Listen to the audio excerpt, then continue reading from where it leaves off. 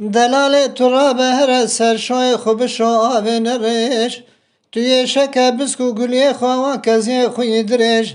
Li ser derdo kulara ramusanek tülmü keremke. Li baxtê tedamet têjde û bavê xwe ranebêj lê lê lê lê lê lê lê lê lê lê delala min lê lê law ko zivistane berfatî ketiye devê dolê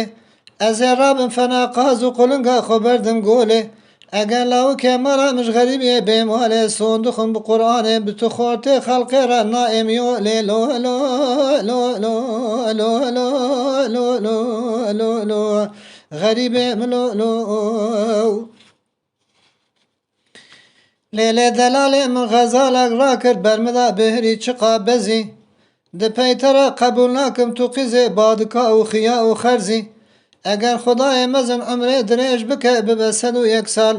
ez ê wan sûretê te yê sorgulê hemya bidim bergezî lê lê lê lê lê lê lê lê lê lê dilbera min lê lê law ko ji bajarê Mûşê heta bajarê Kopê ev deh salê min qediyayê mame lêviya kurê apê ma qey tu nizanî ez wekî dîna ji te hez dikim çiqa xortê xelqê hene dikim xulamê kurê apê lo lo lo lo lo lo lo lo lo lo xerîbê min lo lo herê delalê ava gundê me tê ji bin kevirê mermere kembera nava dilbera min malê hindê zêre zere kesê min û dilbera min ji hev bike nava me da bike xebere ew ne filleye ne cuhûye ne jometa pêxembere lê lê lê lê lê lê lê lê lê lê dilbera min lê lê law kodîn û xaniyê bavê min kevirek spî kevirek reşe lawikê min suarê kihêlê hespê lawikê min kapreşe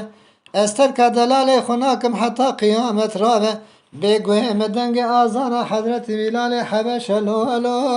lo lo lo lo lo lo lo lo xerîbê min lo lo delalê erdê gundê me hemî bi darê kuncî qaz û qulingê welatê me hatin lê qiricî xweziya me wî ebdî bû însanî ku yarek ji xwe radîtî hem bi dilê xwe zewicî lê lê lê lê lê lê lê lê lê lê delala min lê lê lawik hodîn û gaz û bêlanê remdanka wekî hevin ji zozana avê geliya tên li hev dikevin